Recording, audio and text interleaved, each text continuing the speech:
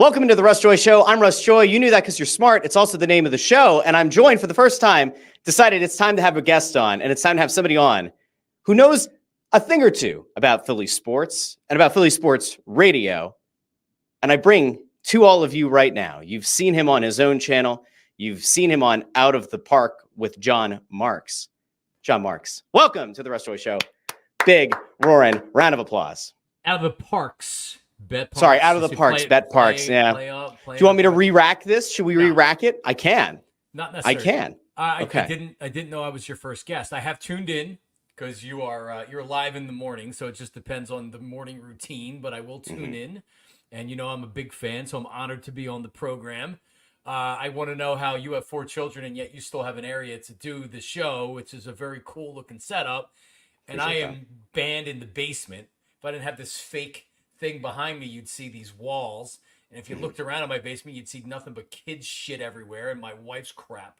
So congratulations that you actually have your own area. I have nothing. I appreciate it. Well, we did the basement last year. The basement was done, but the first homeowner was a contractor. We use this term loosely, and so we had to kind of redo some things. So I have an office down here, which is great, and I used to have my hex tiles. They're on the other walls to try to kill the live sound in here. But yes, this is the dojo, and then out there's all kinds of other stuff in the basement. That's the kid area. Although we did set up kind of like the home theater setup. So it's perfection. It's fantastic out there, but their stuff stays out there. There's a nice little closet for them to keep everything nice and orderly, but there's, you know how it is. You've got 3, I've got 4. The two of us, not together, but the two of us have created 7 kids. That's a lot. That's a lot of small humans. That's a lot of toys. That's a lot of stuff all over the place. So if we got married, which we can do now because, it's 2024. If we were to get married, we'd be like the modern day Brady Bunch, except we'd have one more than... We'd actually, but we'd have no Alice. Do you know somebody who could be our Alice? Because if you do, by all means, I saw you just celebrated, was it your 10th anniversary? 10th anniversary, yes. We just did as well last weekend. So we're on the same, look at this, really? We're living very similar life trajectories, We're wow. All these kids, 10-year anniversary, good on us. Hey, you know what?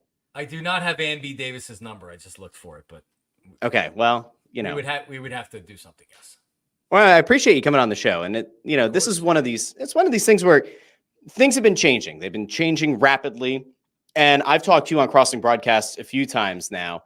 We've kind of gone back and forth a bunch, just about radio, about what's going on in the Philly sports media landscape, and then you landed at Bet Park. So before we get into everything, give people an idea of where they can find the show, what you're doing there. What's on the horizon. We'll get to some of that stuff, but let people know about the show. Yeah, so it's a baseball show. It's a Phillies show every Wednesday. We do it live, and then if it's a later game, we'll rerun it before the game. But it's on YouTube. It's on Bet Park's YouTube. It's on my YouTube. It's on our Twitter. I paid the extra money so I could stream it on Twitter because a lot of people watch on Twitter. Elon Musk got me, and it's Maniac Malloy, Pat Malloy. And Sam Stafford, who you know from her days at 97.5 The Fanatic and Channel 29, and she does Phillies Nation, I guess, the TV show or on TV, yeah. Yeah, so she's a big Phillies girl, and it's a weekly Phillies podcast, weekly Phillies show, and it's been a great season. Now we're starting to kind of hit some of the rocky parts of the season, which we knew was coming, but yeah, it's fun. It's fun to after being on the radio for so many years and working with Mike, actually, and we'll talk about Mike Miss in a little bit, but working with Mike through the first run of the Phillies from winning the World Series in 2008, going back in 2009, and through that run, and then they were bad for a long time, to be good again and to be able to follow it. I mean, I was at the World Series 2 years ago with Ike and Jack.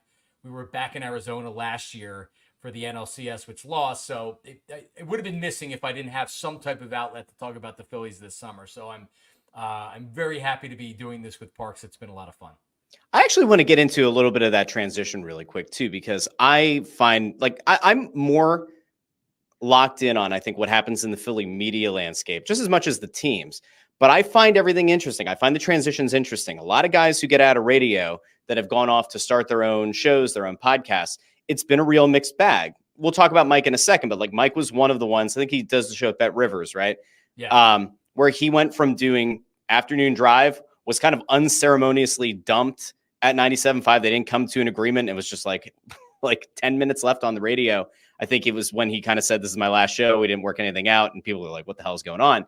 He went off and did that. Gargano, I've talked about on this show and on Crossing Broadcast, like goes off, is really the guy who they used as the local guy to build the team over at PHLY. He's had mixed results just in terms of, streaming is hard. It's a different medium. No one actually knows what the podcast feed looks like. I mean, you can kind of get a general idea if you monitor some of the sports charts on Apple Podcasts or Spotify, but it's hard for a regional show to make it up there unless you're niche. If you're Snow the Goalie, you can be in the top 5 of national hockey podcasts because it's a niche sport. It's harder, I think, for a general audience. So you went from doing afternoon drive at WIP, you had been at the Fanatic, you had done mornings there, you'd done middays there. I want to pick your brain here for a second.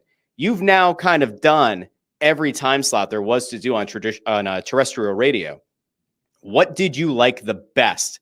Let's start with the timing. Take all the co-hosts out of it, just from a lifestyle perspective. Did you like doing the mornings, the middays, or the afternoons the most? Yeah, and I worked nights too. I worked nights at the Fanatic after I stopped working with Mike Miss, and that was just a couple of months. And then I got moved to middays. And then at WIP, I started at nights, and then I got moved to work with Ike within it was like 6 months, 8 months, or something like that. But I think it's a two-part question, because the pace of the show is different for every day part, right? Like, so morning drive, you're on the air for 4 hours. You're not coming out with your fastball at 6 a.m., right? Because that's when the least amount of people are listening. So the pace of the show is different with the different day part. By 7 o'clock in the morning, now you're kind of like, all right, let's get into really like what's the big story of the day, and let's like put our best stuff 7 o'clock hour, 8 o'clock hour. By 9 o'clock, and by the way, all these things have changed too because of driving habits and work habits and working from home. So the typical, you get in your car at 8 o'clock, you get to work at 9, you get in the car at 5 o'clock, you get home at 6 o'clock, doesn't exist anymore. No. Most people are on the roads now listening to the radio in the 2 and 3 o'clock hour. But like, as far as timing, it's easy. It's the mornings. I'm up early. I love the fact that I can be working when others are sleeping, and then by 11 o'clock in the morning, I can go home and do whatever I want to do.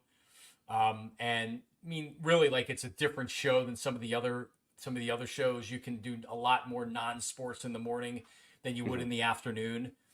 So that would be, as far as timing and where I would want to work, it would definitely be mornings. As far as paces of show, afternoon drives are really good, because you can come out at 2 o'clock and you can throw your fastball and boom, you just leave it there. And then you can kind of reset and put a new topic into play or whatever else. But that's what I'm most familiar with. I worked 4 years afternoon drive with Mike Miss, and I worked 7 with Ike. And then in between the middays, it's kind of like a more, I don't want to say leisurely pace, but people are at work listening. Yeah. You have people that are driving. So you have salespeople, people that drive for a living, and everything else. So it's kind of like a little bit of a different, you can't see my hand because of the whatever, but it's not like boom, come out and throw your fastball. It's just kind of, you're a companion for people while they're at work or they're doing whatever else. So, I mean, I wanted to work mornings for a lot of different reasons. And so if I had to choose, that's where I would be. I'd be mornings. And you did have a run doing mornings. I do remember those days, you and Gargano and 18 months, company. Worked 18 months with Anthony. Before that, from 2006 until 2008, I worked mornings when it was the old 950. Before it was 950 ESPN, when Mike joined in April of 2008, it was Sports Radio. No, it was Sports Talk 950, which turned into Sports Radio 950. We had a local morning show that was Michael Bradley, Glenn Foley, Meredith Morakovitz. If people remember Meredith, now she's up in New York doing stuff for Yes and the Yankees. So yeah, so I did 2 years of that. But yeah, I mean, it's not my largest sample is afternoon drive doing sports radio. It is interesting. Like now, I don't know how much you've done listening. Like I know that a lot of times you're in a profession, you kind of in your case kind of chose to walk away from doing this massively successful show, the number one show in its time slot by a significant margin. And then, like, you cited kids are getting older, all that kind of stuff. Also, that commute sucks just in general. I would say that, like, afternoon commute, because you and I live very close to each other, that commute, whether it's going to 97.5 in Ballackinwood or it's going to where the WIP studios, that commute sucks. I cannot imagine having to do that every day. I'm pissed off enough when I go down to do 41 Flyers games to do pregame and postgame and everything. That drives me nuts on its own because, as you know, a half hour is the difference between an hour added onto your commute or being able to get down there in a pretty decent hour. So I get that. The mornings are interesting. I know somebody who actually does work, not in Philly sports radio, but just in Philly radio, who does a morning show. And to know exactly what that schedule looks like and how complicated that can be with, especially like you think on the sports side of things, you can't really watch the game live. Because if you do like 3 a.m. wake up on the road by 4 or so, depending, right? Like that, I have to imagine, like, while that might be the one that you kind of like the most, that can't be easy, right? Like, how the hell do you catch up on the game? Is it really like you get into the studio, you're kind of like going through the highlights, you're kind of DVRing? Like, what is the protocol? Yeah, so that you can sound informed. You don't want to sound like a jackass who like didn't see any of it. Like, what do you do? Yeah, you can't. I know Angelo used to tape all of the games. I think he was asleep at like 7 o'clock at night. So he didn't watch any of the games live, but he taped them. So think about it. Now with technology, we're able to watch. You can go watch a YouTube highlight of the Phillies that shows every out from the game. Yep. So with baseball and like with all sports, I mean, there's something that you need to watch the game. I like listening to the analysis. I like listening to everything that happens during a game. So it's tough to really get a feel for the game by doing that. But you can certainly know what happened in the game between reading, between checking out social media for highlights, and just going like, I'll if I don't catch a whole Phillies game, I'll watch the YouTube and it'll show every highlight. But when I worked mornings, I would typically try to go to bed at 9 o'clock. I'd get up at 2:30. Because my youngest was just a baby. So I'd feed her, put her back to bed. I was in the studio by 3:30. And then from there, I DVR'd SportsCenter. I DVR'd the whatever Comcast Sports Rise, whatever it was Sports then. Rise, yeah, at the time, yeah. Because you can get good sound bites from games. You get a much more local angle to highlights from our teams than if you catch something on SportsCenter. But SportsCenter also has good national stuff as well. And you're able to fast forward through DVR stuff. Like that Sports Rise is really like 13 minutes worth of content. Because at the end, it used to be like the play of the day or some crap. So it'd be two segments that you could easily breeze through. And then you would always catch it. Like that was always the thing. Like when you would wake up for like, and in my case, I'd wake up for school and it'd be like Ron Burke in the morning. Right. I would always catch the last 6 minutes of the prior hours, the prior half hour show where you would like kind of catch the Broderick Bunkley interview, right? Like the little soundbite from training camp. And then you get the Pico Power Play of the day. And then it would kind of flip back around and then you'd watch the missing 24 minutes in your mind. Right. And then you kind of have to finish it to completion. But I actually kind of miss those days. Like it doesn't really exist the same way anymore. Like a much simpler time, Russ. It was simpler time. It sure was. They bury 2 commercial breaks late with like a minute worth of content. So you're stuck watching 6 minutes of commercial for 1 minute worth of content. But yeah, so I mean, like you have to. It's because you're not watching it live necessarily. Now you do have the option to stay up and watch the games. If they're big games, you're obviously watching them. But I mean, I don't know what the camera does. I don't know if John Kincaid and Andrew Shalchunas, if they're watching the games live. I mean, you could watch and go to sleep. The baseball games are over by 9 o'clock now anyway, for the most part. Yeah. But it's definitely a much different grind. But I know guys that do morning sports radio around the country, and they're not watching the games the night before. They probably don't watch any of it. So I kind of feel like you can it sort of feels like you can get away. Like the morning, I feel like more than any other time, you can sort of get away with having other stuff mixed into the show where it's a lot more entertainment based. And if you catch the last inning, you watch Jose Alvarado blow a save earlier in the season. That's all you need. You don't care about the prior 8 innings, right? Because that's the talking point. That's what you go in, and then you mix in some giveaways, you mix in some calls, everything's fine. Last thing on the radio thing, because I'm until we get to the actual new programming stuff. Where did you land on calls? Because I know that they are part of the fabric of Philly sports talk radio, but not necessarily across the country. Like you would have some guys and ladies that you would go out to on the phones and they might call every day. They might call every show every day. Where did you land on it? Did you like hearing the same person call in, for morning, midday, afternoon? Did it piss you off? Where you're like, yo, let's just limit this guy to like 1 call a week, 2 calls a week. Where were you on it? Or did you feel like they really were a fabric of the show? Yeah, I don't, and I will just self-proclaim myself as listening to the most sports radio of anybody that's ever been in this city across the country. I listen to so much radio in general. It's something that I've said going forward I have to cut down on because I should be watching more shows or doing other things other than listening to audio. But I listen to a lot of sports radio, just sampling stuff. I don't continue to listen to shows that they suck, but you find shows across the country that's like, wow, like that's a really good show. Like for instance, in the afternoon, there's a show. It's Money Matt Smith and Petro, who went to USC and was a football player there, and they're an AM station, 570 AM. They do afternoon drive in Los Angeles, so I could catch them on my way home. Okay. Totally different than anything you've ever heard. No callers, nothing like that.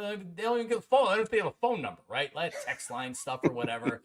So depending on where you are, Northeast does a lot more phone calls than anywhere else in the country. As far as the phone calls, the one thing I would say that I didn't like about what we did and what I've pretty much always done is coming out and having some topic and having them be like, oh, well, Phillies suck. What do you mean? No, the Phillies don't suck. The Phillies are great. Oh, well, 215-592-9494. Do you think the Phillies are great? Do you think the Phillies are suck, right? Yeah. I like phone calls for entertainment, and I like phone calls to help with a topic. The tough part is that to get phone calls, you need to like put something out there like that to where people are going to want to talk about it. So It's like every day, well, what are we reheating today? Jalen Hurts, can they win a Super Bowl with him? Should they have fired Nick Sirianni? Right? Like a lot of times there's an obvious topic and it's easy. On the other 70% of the days, it's not easy and you have to constantly do that. So when you rely on phone calls, now you're relying on having to do that. But I grew up listening to Howard Stern, that kind of era of radio, and everybody will say, or a lot of people will say, oh, Howard Stern does the best interviews and this and that. My favorite part of Howard Stern was the Whack Pack. And was his callers and the phone calls and kind of the audience that he created. And they really became a huge part of the show. And that's what I always wanted to do. And when we started Marks and Reese, that was the goal, which was I want to start my own Whack Pack that calls into the show. And we really, really did that. I felt like Angelo had that same kind of thing going on with his callers, except our callers were much better. We had a much different audience than what Angelo had in the mornings. So that's kind of how I always looked at when John Kincaid came to Philly, he did a lot of talking about like, we're not taking phone calls. Yeah, we're not doing, phone calls. And it's like, first of all, just don't take phone calls. You don't have to announce it and constantly talk about how you're not going to take phone calls. It's all about how you use them, right? It's all about how you use them. So I can understand not wanting to just take phone call after phone call after phone call, Mike Francesa style. Like, I don't want to do that. But to try to make people think, whoa. He's gone. He's gone. The people who are listening in the podcast feed, if you're wondering, John just fell off the screen. He just died. It was very sad. But anyway, yeah. So just like I like phone calls, but I can understand how people get tired of them. It's weird though, like I don't. When I did a very brief stint on 610, when we were doing like crossing broadcast there and Snow the Goalie there, we would get a few people who would check in all the time, right? But they were a lot of the same people who would join us on like a live stream when we do pregame or whatever.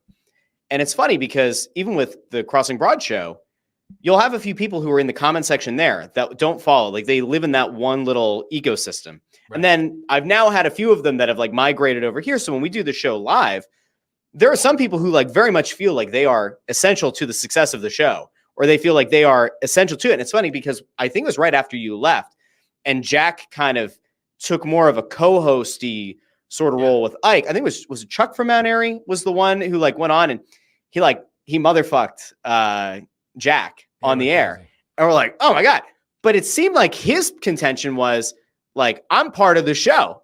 I, the caller, am part of the show. Like I am very responsible for the success of the show, which is silly. But like you are in some way, if you keep going back to those people, they do probably feel a little bit more like they're part of it. Like on the streaming front, there are people that I'll go to all the time that'll be in this comment section, be over on Snow the Gold. And like, I'll go to those people a lot because a lot of times they offer a lot of substance and stuff that you can kind of build off of. And the people who just like write a bunch of dumb shit in the comments, like, I don't go to them that much because it's like But I have that ability, right? Like I can screen that. The producer who's screening the calls, you're talking about, is Jalen Hurts, in a true hate relationship with Nick Sirianni? The person can call up and say, oh yeah, I'll talk about it.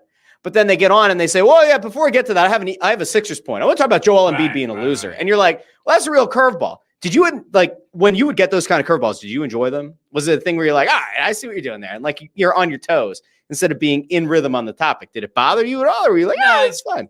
Yeah, no, it's annoying. It's completely annoying when someone decides that they're going to do that. And that's very, a lot of times what they do is they'll complain. They're not going to call in and be like, oh, by the way, because if they actually say, hey, I wanted to ask you about this before I get to it, I'm not going to care about that. It's the people, a lot of times Flyers fans, that are mad that you're not talking about their sport. Yeah. So then I would always counter and I'd be like, okay, well, what do you want to say about it? Oh, well, I all you do is talk about the Eagles. I mean, you should talk about the Flyers. And I'm like, okay, sure, let's talk about the Flyers. What would you like to say? Well, I'm just saying that you have to cover all the. I'm like, right, I know, I understand what you're saying. So what do you want to say about the Flyers? And they have nothing to say about the Flyers. 99.99% of the time when I got that caller, they never had anything to say about the Flyers. Or whatever sport. I'm not just trying to single out the Flyers. But it's that, like, they never do. They're just complaining because they hear it. And believe me, I understand that hearing the Eagles, like 12 months a year, pretty much all the time, when there's not something that's pertinent in Philly sports, you fall back on the Eagles. But really, when you look at the national media, whether you're looking at national radio, Colin Cowherd, any of the debate shows, what is 75 to 80% of their content? It's the NFL. It's NFL, yeah. Free agency, draft, season, or whatever. So what we're not doing anything differently than the playbook that is national. The national playbook is you play the hits, and the hits are the NBA, especially when it comes playoff time, LeBron James, the NFL, Dallas Cowboys, etc. And that's what we did. And with the Eagles here, I think because people are so crazy, you're able to do it another 10% of the time than maybe in other cities. I feel like Lebitard's show, like Lebitard is the one that I'll listen to out of market, or I'll watch on YouTube. I'll have it in the background. And like, I think they do a pretty good job of kind of balancing it a bit, but I usually watch during the local hours. So they skew a little bit more Heat. They'll skew a little bit more Panthers and stuff, but like, I enjoy the balance. Good balance. You worked at WIP. Obviously, I said before, in a time where the ratings were just through the roof. The afternoon, I mean, it was a bloodbath. No matter how people feel about the post-Jon Marks era on that show, from what I've seen, from some of the numbers that I've seen from this past ratings book, they have continued to have a significant lead there. Yep. I keep coming back to the idea, and I don't want to put you in a weird spot here. So if I do, you can just tell me it's a weird spot, and you plead the fifth. WIP to me doesn't have to change the formula, right? Like, you can do Eagles every day because you're so far ahead. When the Phillies are a big topic, like, you can pivot to the Phillies and still have the Eagles kind of on the side burner. There's no reason really for you to talk about the Sixers or talk about the Flyers, talk about the Union, to talk about national topics, right? Like, the formula works. The people are checking in over the air and on the app. It's pretty simple. But I always come back to like the Fanatic, right? Like, I just sit back as somebody who's just like, most of the time, I'm like, I have no idea what the fuck they're doing. And a lot of the times it's because I've come back to this a lot of times. They never had a farm system in place. They had the AM station. They had the 610 station, right? Where they could have cultivated like that next group. They could have had the producers down, kind of doing the shows, getting the reps as a host, right? You could have potentially reached out to podcasters, had them come in, do some time on the air. Maybe you're kind of like building a farm system that, like, when a Mike Missanelli leaves, you can't come to terms, you have somebody to fill in. When an Anthony Gargano up and leaves, you have somebody. They didn't do that. And what I see now, you brought up Kincaid, saying the whole thing about like, we're not going to take calls, all that shit. They do, for the most part, the same thing that WIP is doing. And I always come back to, if you're getting your teeth kicked in every time slot, right? Like, if that just continues to be a thing, why are you trying to be a light version of the thing that works?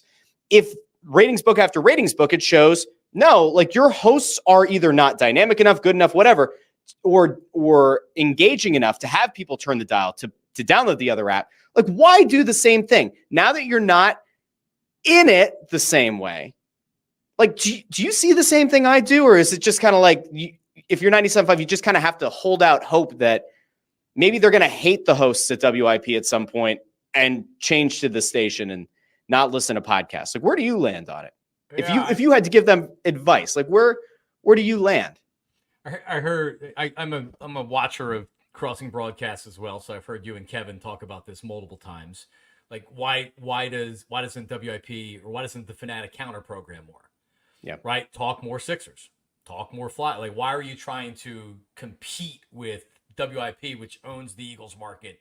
Why would you do that? And I've actually heard internally from people at the Fanatic that there's some people at the Fanatic that are saying we shouldn't even really talk about the Eagles or the Phillies. Let's just talk about the Sixers or the Flyers. So, and I'm going to try to be nice about this. And it's tricky. I will give them this out while you're trying to figure out how to put this in a very nice way. It's not to not talk about the Eagles or the Phillies. It's to be willing to mix in the other teams, right? Like, because just to be clear to the people who like might listen or watch the show and say like, how the hell do you expect to like compete with Eagles talk by talking about the Sixers who aren't playing right now? It's more of like, take a more 4-for-4 mentality or even, whatever. All right. So go ahead. Now I tried to buy you a little bit of time there to be nice. Go ahead. This has little to do with talking about Eagles too much or not talking about the Eagles enough or whatever. You just need to be more compelling and have a better show. I know that might sound simple. It's true. Right? Like Mike Missanelli came to the Fanatic, or then 9:50 a.m. in April 2008. The station had never even come close to competing with anything. No one even knew the station existed before Mike had come. And to this day, in 2024, no show has beaten a WIP show outside of Mike. Mike is the only person that has ever won a book.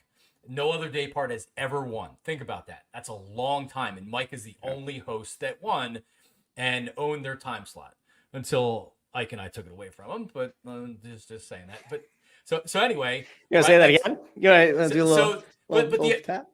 The idea that you're going to talk Sixers and Flyers and that's going to be okay, you're going to get your ass kicked even worse. Like don't ignore the Eagles because WIP owns the Eagles. Do it better than them. Yeah. Right. Like you can't have Nick Sirianni on because Joe and Jon and the morning show has them on every week. So make fun of Nick Sirianni during that time. You got to be creative. You got to put out better content. If they're going to do a straight, the Eagles suck. If they're going to be like really, really serious about it, I think there's a lot of people out there that are listening to one of the two stations and don't really like the shows, but it's kind of like one is better than the other. That's what I hear from a lot of people. It's like, well, I can't listen to the Fanatic, so I listen to this and I don't really like him or whatever. I think that there's something out there that isn't being given by whether it's a radio show, whether it's a digital show, no matter what it is. And like, I think it's still out there and you can get it. The answer isn't to, well, we're a weak version of WIP, because you're right, Russ, that's what they're doing. Yeah. They're just more or less doing WIP, and Scott Masteller came in as the new program director of the Fanatic, and he got them very structurally sound, and he said, you got to talk more Eagles, you got to talk more Eagles. That's the move he should have made. But how you win and how you're successful is you need dynamic personalities, and you need to develop them. Yep. And that's where they've struggled along the way, as they haven't, like you had said at the start, they haven't developed younger guys that have stepped up and become that next wave of sports radio personalities. Yeah, it's weird because like I don't have an affinity for a lot of these people. I feel like, I've met a decent number of people that it's like whatever. Have a chat from time to time, give feedback, get feedback, all that. There aren't that many people that are that engaging or that interesting. That's why, like, I always come back to, like, there are digital content creators right now. There are podcasters who are very good, very dynamic, who like would probably be better in some ways, or you could maybe break the mold. If you're the Fanatic, like, why do you feel the need to have the 3 day time, like the 3 day parts, right? I don't count the nights, because to me, like, the nights you're listening to a game or you're probably not, right?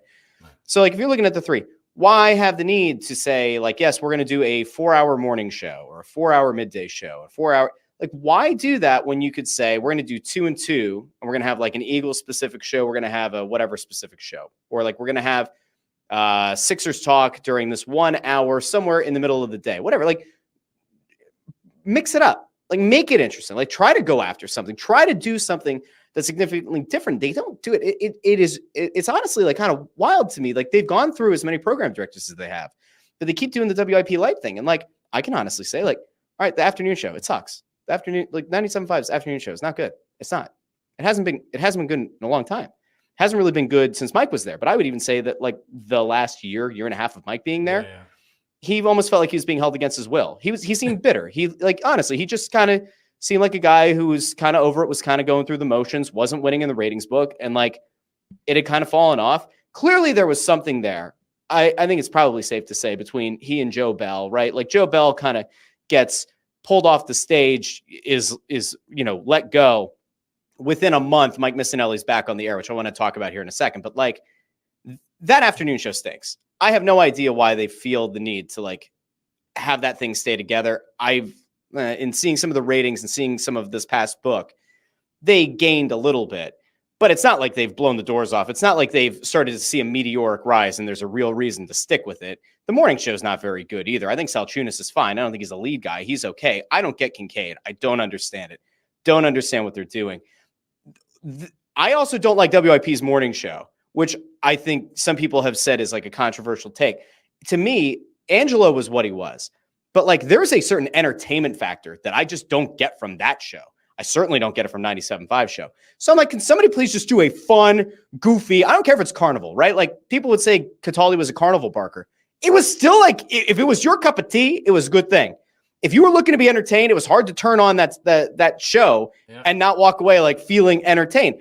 I don't listen to either of these morning shows now because anytime I do, I'm just like, it feels like miscast. Like I think that, maybe I'm crazy. I think Giglio and Hugh Douglas would do a better morning show than DeCamera and Richie. I actually think that they're miscast. But maybe I'm nuts, John. Maybe it's just me. Maybe I'm just crazy and maybe I'm just like too hard to program for and it ain't all about me.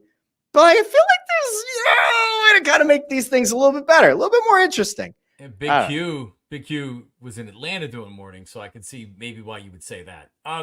Like Joe and John and James, they're actually better than Angelo. I think they're rating better than Angelo was. So all this talk year over year, the ratings are up. Yeah. And I know why, because there was a segment of the audience that were like, I'm not listening to Angelo anymore. Yeah. And Joe and John, and it may be a show for you, it may not be a show for you, right? Like I don't listen to a lot of Philadelphia sports radio. I think Joe's very good. He executes well. I like John. I like James. But like you had said, see the way. And to be clear, it's not that I think it's a bad show. Their show, I don't think is bad. It's just not for me for a morning show. Right. I agree. It's not what I would expect or want to hear in the morning. But it's not a bad show. I think Kincaid's bad. I don't think that show's good. But I can say that. It's my show. What the fuck do I care? But like, anyway, go ahead. No, and John's a pro. I think he's more of a midday host. I think Andrew Salchunas is very good. It's just like. So there's a station up in Boston, 98.5 The Sports Hub. It used to be owned by Odyssey or Entercom before that. But because there's another Entercom/Odyssey station in Boston, the FCC made them sell one of them. And they made a huge mistake of selling the Sports Hub because it's the nation's #1 sports radio station across all day parts. Their numbers are unbelievable. But in 2009, they actually celebrated their 15 years. It's their 15-year anniversary this week.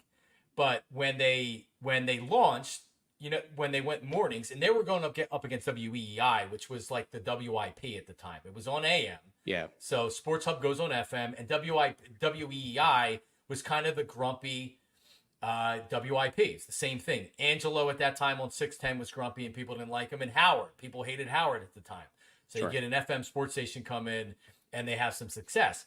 But this station, they went outside of sports, and they got 2 rock DJs that had no sports background, and they started a morning show, and that's what they did. And I've always believed this: the best sports radio hosts, whether you're talking about mostly locally, because nationally it's a little bit different, but they're guys that are sports fans that can do sports. But like for me, I could easily do 4 hours and not talk about sports. I don't need to talk about sports. Now I do because that's the station, and I love sports. I like talking about sports, but you need people that are entertaining more than they're sports nerds. I'll go Tony Bruno. Tony Bruno, sports fan, entertaining radio guy. It's why Tony's one of my favorites. So that's what I see. You need to reinvent what the Fanatic is. The problem with what the Fanatic is doing is they're just more or less trying to remain profitable because they're making money. So they're trying to increase the ratings and increase revenue and get a little bit more buzz. But they're not going to make any real dent into what WIP is doing. If you reinvent yourself and you say, listen, fuck this, we're going after them. We're going to mock what they do. We're going to mock all these different shows where they're making up these things. Like, be aggressive. They're so worried about, like, oh, well, no, like, screw WIP. Go after them a little bit. And it's funny, too, because Missanelli, and we can get to this part now, Missanelli goes back on the air on Monday. One of the first things he does in the first 5 minutes is take a shot at WIP. He says there won't be any unwanted kisses. And that includes for Bill and Ray, his producers, right? Producer/co-host, right? Right. And you're like, there it is. There's your viral moment. Crossing Broad takes it. They clip it. Becomes a whole big thing. Then, and by the way, if you Googled at any point, Google me. If you Googled at any point in the last few days, or in the last 36 hours or so, Mike Missanelli, every story is about him taking a shot at Howard Eskin. Yep. That's how you get yourself back in the mix. And it's funny because before that happened, right, the Howard Eskin thing's going around, right? WIP is not addressing it. Howard goes on, he kind of like does this, tiptoe sort of thing when he comes back to the air. Yes. Yeah, I'm sorry that this happened or that it was, brought publicly, whatever. It was a weird thing. I didn't think it really did anything good for him or the station or making things better there, whatever.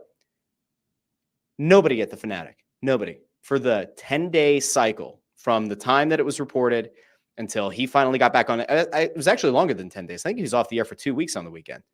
Nobody said anything. Nothing. There's no shots. There's no like attempt to create a little bit of controversy. Here we only kiss the people who want to be kissed. Like, how does nobody do anything? How does nobody make a remark about it? How does nobody make an offhand comment about it? Nothing. Again, it's like they live in this like weird little void. They live in their own little echo chamber. There's don't nothing talk about the wrong. other station. Don't act like they're alive. Yeah, no, I know. I do this whole thing, right? Like, because I was a really big pro wrestling fan as a kid. I've come back around to it. Like, I live in this weird, headspace. If you're the leader by a lot, you have no reason to talk about the other station. If you're WIP and you're blowing out the competition, you have no reason to talk about the Fanatic. But if you're the Fanatic, why would you not take your shots, have your moment, like you said, do a little bit of controversy? I punch up. Mock what they're doing. Like, mock what they're doing. Have fun with it. How is there nobody at the Fanatic right now who's doing counter programming, counter tweeting to Elliott Shore Parks, monitoring how many passes in a row Jalen Hurts had thrown without an interception? How does that not come to anybody's mind? How is there not like a fake 97.5 reporter putting out random bullshit tweets that are very clearly meant to be a parody, but like following stupid stuff? Will Shipley rush to the left? He's now done 36 straight rushes to the left, which is not a true stat, right? But like, do something with it. Have fun, right? Yeah, whatever. No vision, Russ Joy. It's a shame. Right. It's a shame. For example, I was texting with somebody after Kyle Neubeck had his comments about Howard, if you remember. Yeah. Right? Yep. And I said, there's a 0% chance anybody in the Philly media discusses this at all. Because PHLY is not going to want to bring it up because it happened with them and it sounded bad. WIP's not going to bring it up, and the Fanatic's not going to bring it up. Like the Elliott stuff. Let me give you an example. With Elliott, it's a tough spot for the town at WIP, because if Elliott doesn't want to talk about it, I'm not going to ask him about it, right? Like, I'm not going to come out and give the phone number and be like, so what do you think Elliott should do, right? Because I'm going to respect if Elliott doesn't want to talk about it or whatever. No, I think he should. You're talking about the Deshaun thing. You're talking about the Deshaun thing about like that the piece from years ago, right? But the Fanatic should talk. Deshaun puts out the quote where he talks about kind of trashing his life, all that, his reputation. Yeah. Why is the Fanatic not talking about that and fanning the fucking flames? Yeah.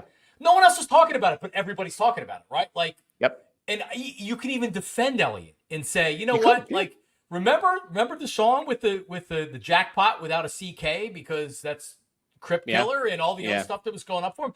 Like, talk about Howard. Play the freaking Kyle Neubeck cut and bleep out what you can't play on the radio. Talk about stuff that people don't think you're going to talk about.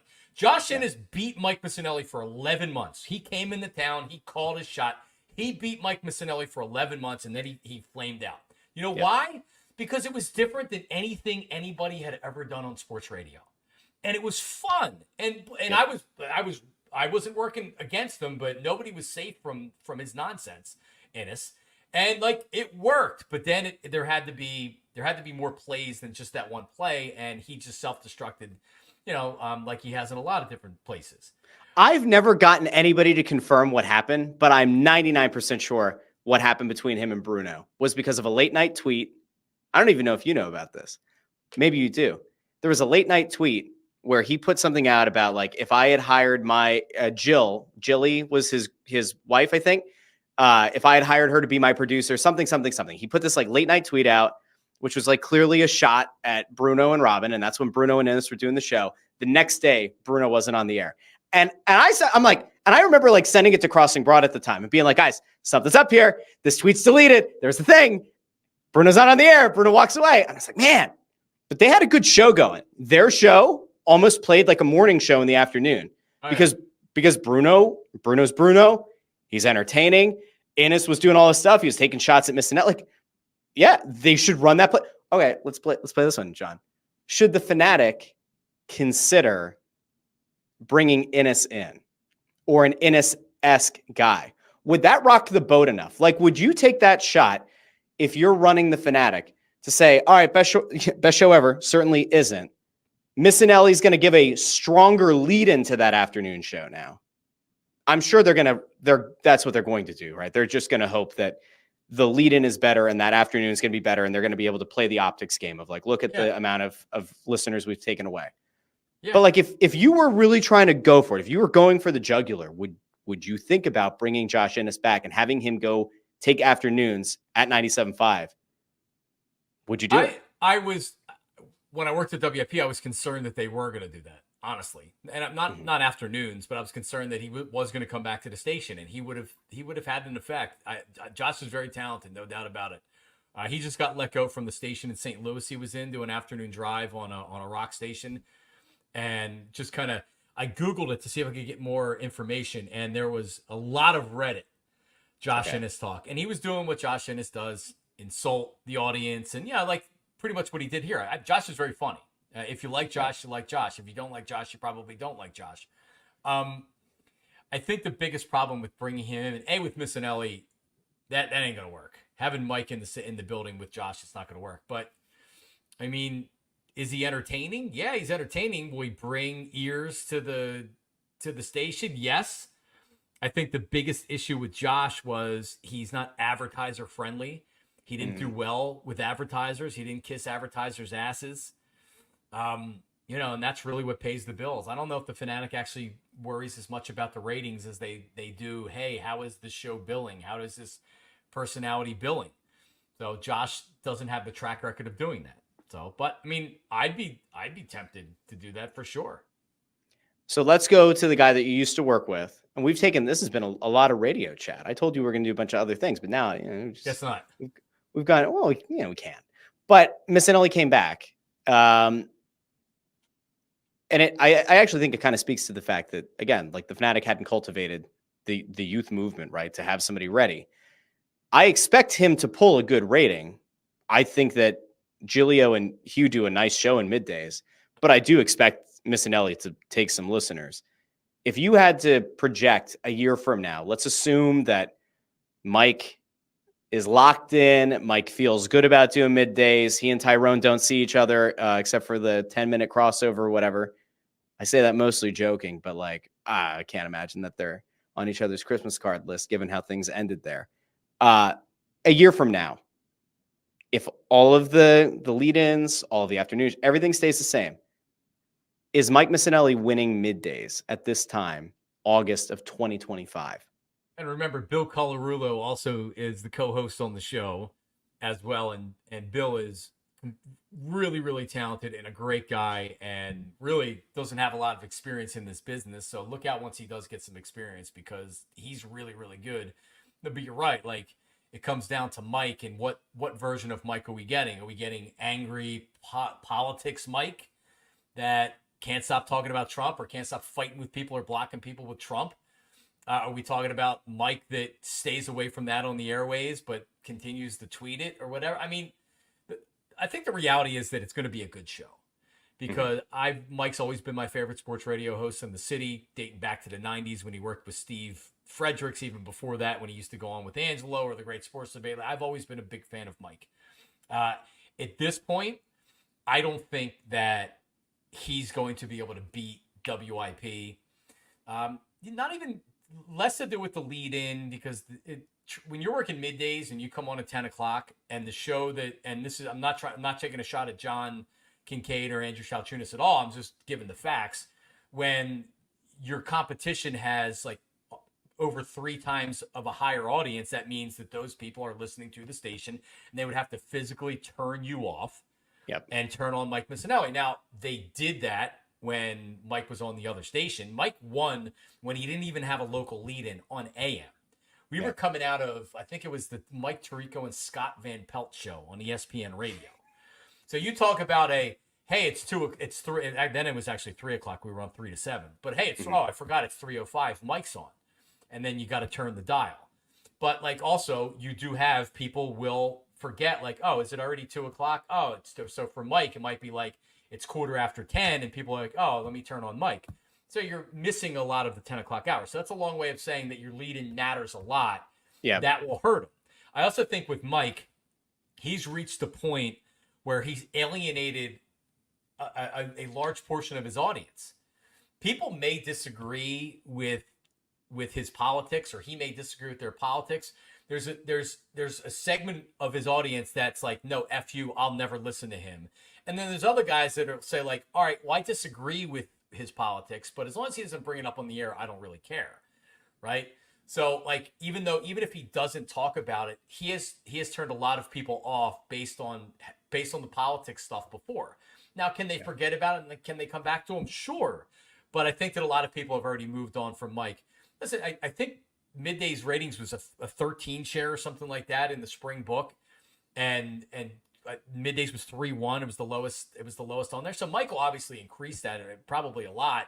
It'll be a competitive race. A year from now, I don't believe Mike will be winning Middays. It's an interesting take. It's very interesting. I think it's interesting. I think that there is a little bit of the absence makes the heart grow fonder. I will say, like, I did not enjoy the end of Mike's run, right? Because it was just a lot of political shit that I just don't listen to sports talk radio for. And there was a whole lot of, there was tension, there was infighting, there was the thrown headphones thing. Like, you could just tell that, like, not everybody was on the same page with the show when he went to leave, when he had like the evil Mike goatee, right? Like, there was goatee Mike, right? Evil Mike goatee. Was, it wasn't, what I think a lot of people had come to like and appreciate. But I will say, yesterday, I'm driving in the car, there he is in Middays, and I, for the first time in quite a while, actively turned off a podcast and put on the radio because I wanted to hear what it was going to sound like. Yep. And there is a nostalgia factor. There is. If Cataldi, for whatever reason, decided that he was going to come back, and Beasley backed up the Brinks truck, and Cataldi, for whatever reason, said, I'm going to go do mornings on the Fanatic, there would be people who would go out of their way to listen because there's a nostalgia factor. And I think it's always hard to follow a legend. I think that while I think the 97.5 afternoon show stinks, I don't think that anybody could have gone into that job and done a sensational job or could have filled Mike's shoes, right? I think Chalchunas was put in a really rough spot when Gargano left and things kind of fell apart because of PHLY and Beasley and poaching and all that. I think he was put in a really hard spot. I would say of all the people at that station, I'm the happiest for him that he ended up getting himself into a morning spot and that, like, he's on the ticker, right? Like, he's a significant part of that show. He managed to, like, weather a very difficult storm. So kudos to him. But I think following a legend's rough. And I will say, like, I think that your former co-hosts struggled without you there. I think they needed a third voice. Some people like Spike a lot, some don't. This is just how media works.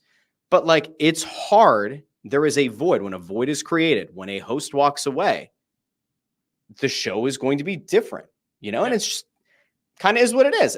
So when the opportunity comes back, something like Mike returning to the Fanatic when you thought it was never going to happen, people are going to tune in. I'll be interested to see what the ratings book looks like in Eagles season, right? Because you assume WIP is going to have the lion's share, but it is interesting. And all of a sudden the Fanatic has a little bit of something going on. Like there's they also have to get the word out. They have to get the word out, like you had said earlier, that he went viral. I'll guarantee you like, we think that everybody knows everything because we work in media. So we know everything that's happening. you're in the middle of summer, people on vacation. Not everybody's monitoring Crossing Broad and Twitter and everything else. Yeah. There's a lot of people that don't even know he's back. My neighbor who listened to me religiously on WIP is a big sports fan. I had said to him the Mike was coming back, and he's like, going back where? I'm like, he's back. He's going back. He's back on the Fanatic. And he's like, well, huh? And I'm like, yeah, he was on Monday. Yeah, he said it to him yesterday. And he's like, huh, really? There's a lot of people that don't know. So you got to get the word out. And like you said, during football season, a lot of people kind of take breaks from sports radio because either they're not baseball fans or they're tired of hearing the same crap over and over and over again. Yeah. So that's when they need to know Mike is back. So I'm with you. I'm curious to see how that fall book is going to look with him back. And it's hard too, because he's not like, I always come back to Gargano a lot, right? But like when Gargano, the way that things ended there, and it wasn't great. And like there were things like Crossing Broad reported about, like, there's an attempt to have like a content sharing thing between PHLY and the Fanatic and all that. When he left, he was put on ice legally. He was put on ice for, what was it, 5 months or so, I think, until between he left the Fanatic and when he was able to actually surface. Yeah. He was in jail. He was in media jail. He was. And I don't know if they ever really, like, I actually, because I work in this like media sphere, right? Like I know where he went. I know what he's doing. I know when he does the show. I know where it's available. But a lot of the people that I know that are, Philly sports talk listeners, maybe on more of a casual than a rabid, basis, had no idea where he went, had no idea that he surfaced somewhere. And I think it's hard. And it all comes back to the initial thing. I said, Missanelli was doing the podcast. I have no idea how many people were listening. You put yourself in a very interesting position because the shows that you do, there is a metric right in front of people, right? Like if you do a show on your own YouTube, people can see that number. I do a show, people can see the number. They don't see the podcast feed, but they can see the YouTube number. They can see the Twitter number. They can see Facebook, like all that kind of stuff.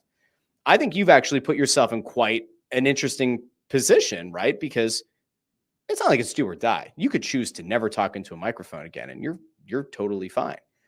But it's an interesting medium to go into and kind of being able to be monitored. Like how successful is a show doing on each platform? Like it's an interesting thing. And again, no one, whether it's Gargano, whether it was Missanelli, none of them have figured out a way to say, we're going to get 5,000 people watching at a time. 5,000 concurrent viewers on YouTube for a local show isn't happening. It hasn't happened yet. Well, no, because it's hard. Like, Anthony and Mike's audience, and probably my audience as well, is a terrestrial radio audience, right? Like I'm in my 40s, right? So as a guy that's going to the work site, driving to the work site, that normally listens to Mike or Anthony or me, is he turning on YouTube and watching PHLY on YouTube? I don't know.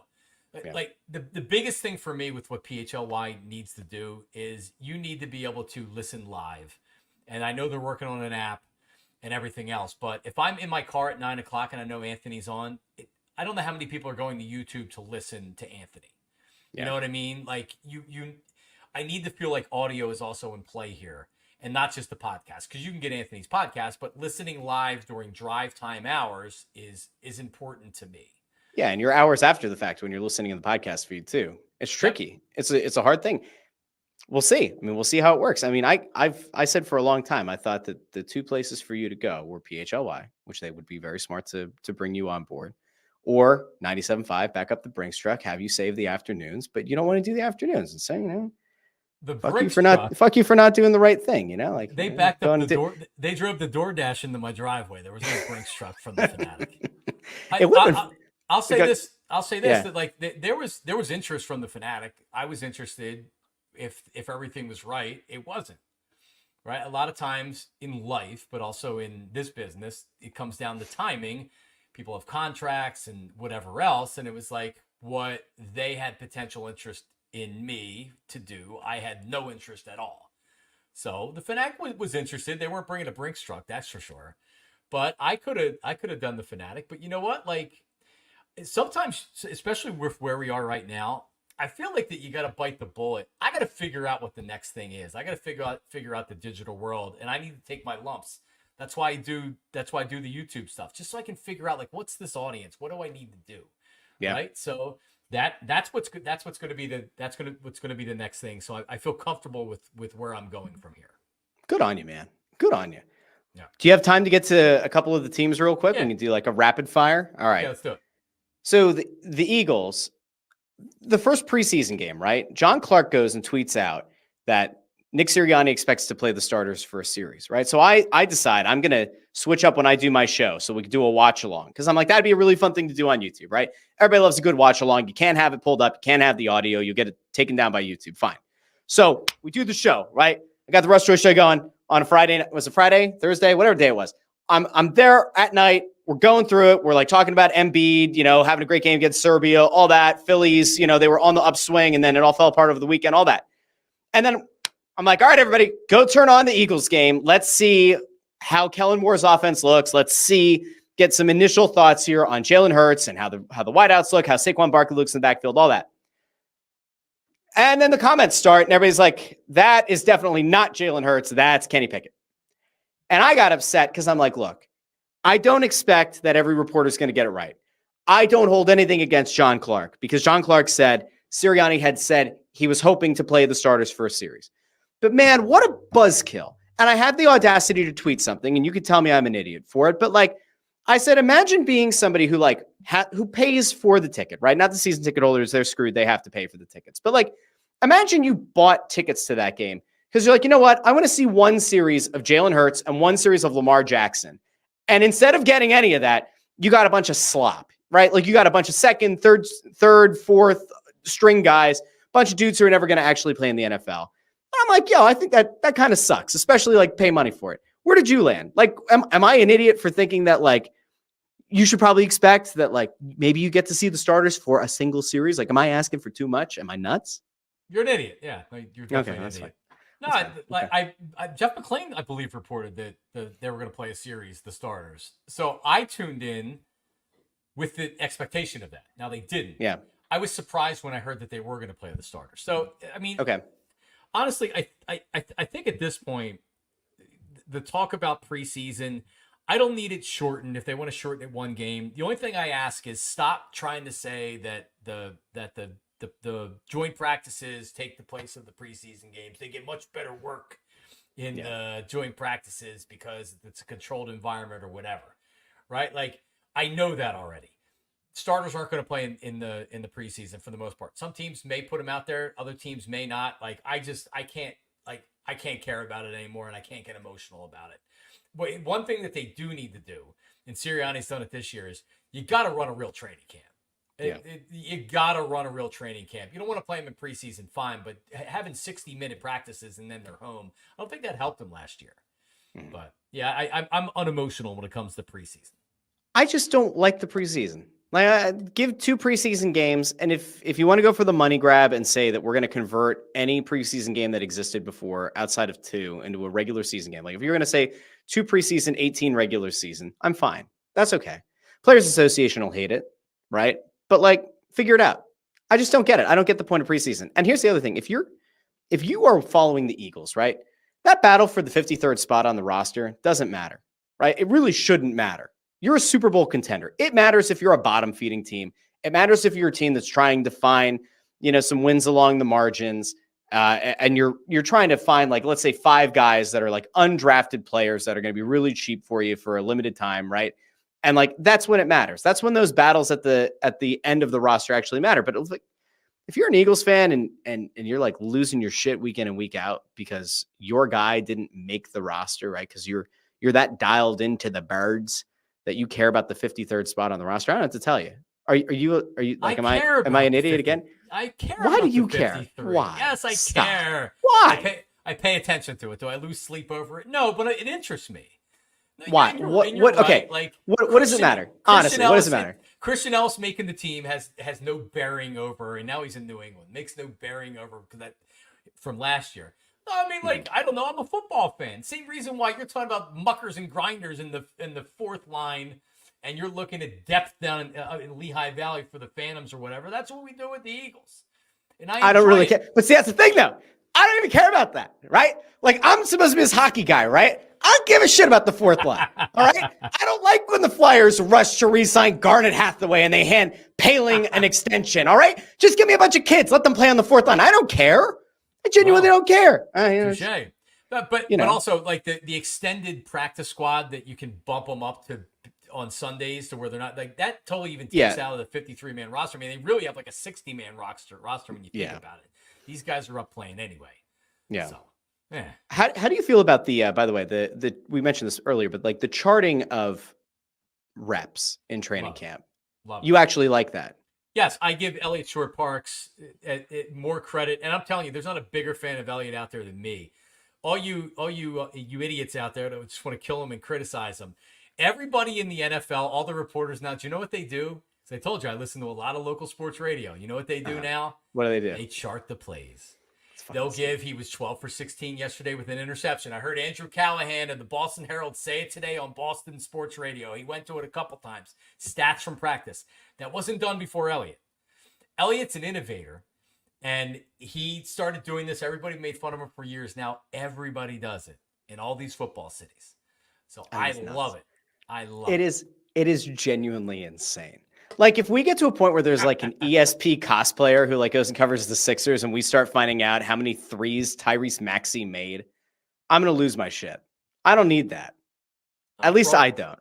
Maybe I'm crazy. You young people out there trying to get into the media, Russ just gave you a good idea. Become the Elliott of the Sixers and chart practice shots. And you know what? I'll tell you what, you can go do that. You can get a big social media following. You could be really good with video. You could even have a podcast and be good at it. And guess what? The station that owns the rights, they still won't give a shit. They'll talk about the Eagles worse.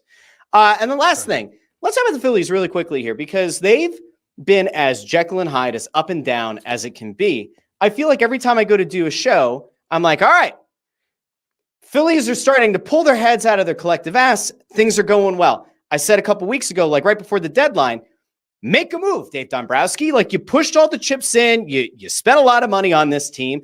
There are still holes, bullpen, rotation. I continue to just be like, what the fuck? Like you are so screwed if Zach Wheeler gets hurt, if Suarez gets hurt, if Christopher Sanchez regresses to the mean, which is what happened in his last start. Nola's a head case. Like you had those spots. I wanted to see an everyday, like maybe even an impact bat, whether it was in the outfield or first base, and send Bryce back out to the outfield for 2 months here, even if it's on a short-term deal. Somebody like do something. They did get Estevez, which is great. They got Hayes, who they have tried to sell people on being an everyday guy.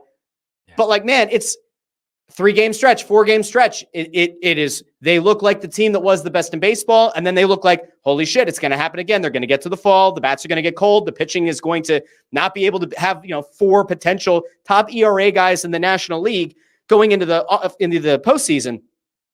I feel like I'm insane half the time because I try not to get hyperbolic, but I'm like very up and down with them. You do out of the parks with Jon Marks. You care about the Phillies. Have you felt like you're insane half the time? Yeah, the problem is we have an NFL Eagles mentality when it comes to baseball and the Phillies. That's 162 games. So there's going to be ups and downs. There's going to be ebbs and flows. And if you're a Phillies fan and you're trying to remain sane right now, you tell yourself this is just the down. Mm-hmm. The ebbs and the flows, this is the period of time where it's after the trade deadline. You're in August, guys are getting a little bit tired, and this is where they need to be like, all right, like you said, get your head out of your ass and let's go. So that's where you hope they are right now. Their starting pitching hasn't been as great. The bullpen has started to leak a little bit. Alvarado's been horrible. For the most part, I don't really know what else you could have done at the trade deadline. I'm fine with what Dave Dombrowski did at the trade deadline. Gave up 2 really good-looking young arms to get a closer in here. You just hope that it matters once the postseason starts.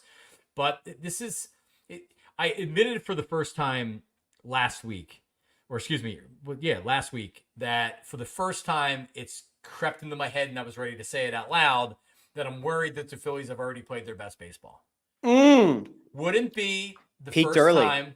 Yeah, I mean, wouldn't be the first time in name your sport that a team played really, really well and then they kind of ran out of steam, injuries. It's hard to play at a level the Phillies were playing the entire season. It's hard to have the starting pitching and the bullpen. Jesus Christ, they've 4 starting pitchers in the All-Star game or 3 starting pitchers in the All-Star game and 2 bullpen arms with 5 pitchers at All-Stars this year. It's tough to do for a whole season. I think this is coming down to their top 3 starters and their stars. What does Bryce Harper do in the playoffs? What does Kyle Schwarber do in the playoffs? You know what happens when these guys aren't hitting home runs? They don't score runs. Yeah. When Kyle Schwarber and Bryce Harper and Nick Castellanos are hitting home runs, this team's normally winning. which is to your point, and this was always the thing I'd say about the Phillies back when they had Howard and Utley and all those guys. When you live with the long ball, you die with the long ball. And now you're playing in October, and now it's 35 degrees out because you're playing in a Northeast city.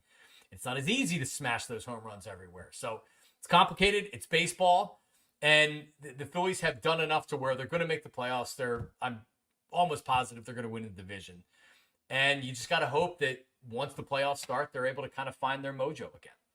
It also kind of hurts, I guess, that like your Stotts and your Marshes of the world, who had been like able to give you big hit after big hit, especially like late in last season, they just haven't been able to find the consistency thus far. And like maybe they will. Like maybe those guys will be able to step it up late September into October, and they're going to be the ones that are going to manufacture runs. Like maybe it'll happen.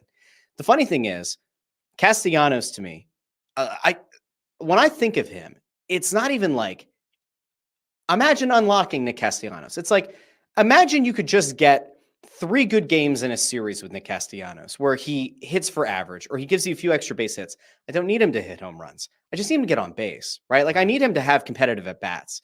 I need him to like actually look like some version of what the Phillies thought they were going to get.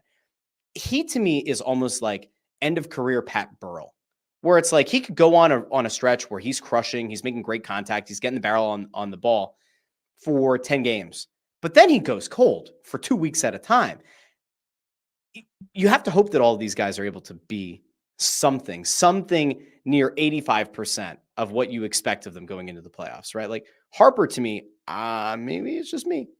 There have been some real stretches here where I've been concerned about him. Not that I think he's not an MVP kind of guy. Not that I think that he's been great that he's had his like best days are far behind him, but like he has disappeared. And like, I'll go back to the Yankees series, right? Like, and in that time, he was a total no-show. He was a total non-factor. The at-bats were bad.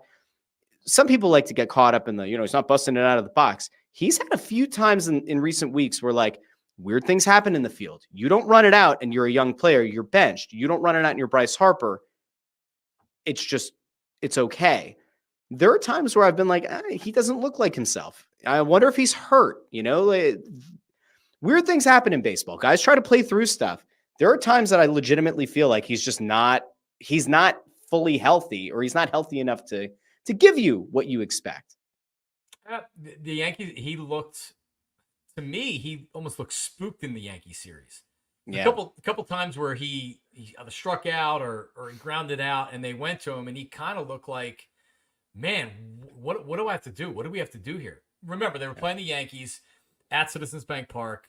Bryce is he likes he was a Cowboy fan. He likes the Yankees, likes Ohio State. He likes Duke in basketball. He's a front runner, right? So that's a big series for him. He's got the Yankees coming in, Aaron Judge, who's been and like the Phillies weren't ready for the Yankees in that series. And Bryce looked pathetic.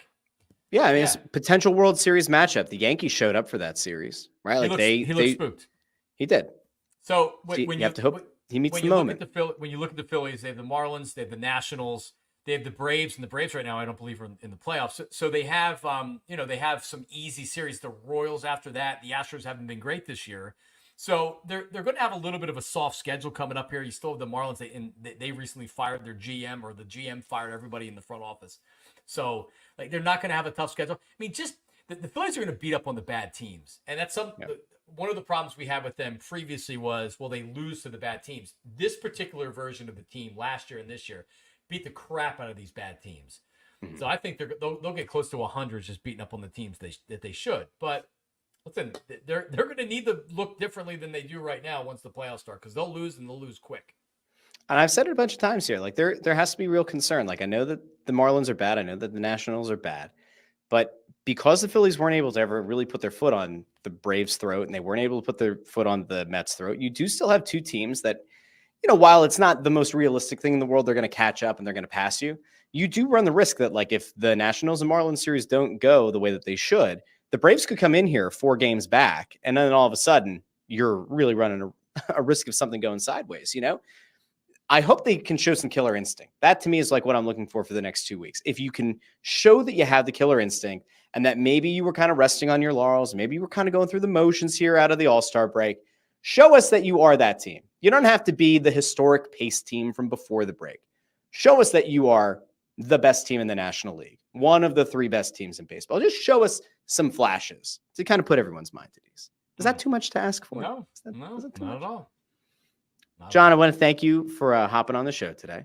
I know that we went probably longer than you might have expected. We certainly went longer on the radio stuff than I think either of us expected. But that is the beauty of this show. We just kind of go off on tangents. Sometimes things happen. Sometimes the conversation goes ways that we don't expect. But I do want to thank you for being here. Plug everywhere and anything that people can find you at right now. Take this opportunity. Well, it's a massive one. Follow me at Jon Marks Media. That's on all platforms. And that's subscribe on YouTube as well. I will have, I've been saying this for a while, I will have hopefully an announcement on what I'll be doing once football season starts, and maybe like right before football season, I'll be wading into something new. So look for an announcement coming up on that sometime soon. A nice tease to end the show. Yes, sir. I love Thanks, it. Russ. All right. Big thank you to everybody who tuned into the show. You can find this show on YouTube, wherever you get your podcasts as well. I'll be back next week with a new episode here of the Russ Joy Show. Big thank you to Jon Marks. And I will talk to all of you next time here on the Russ Joy Show.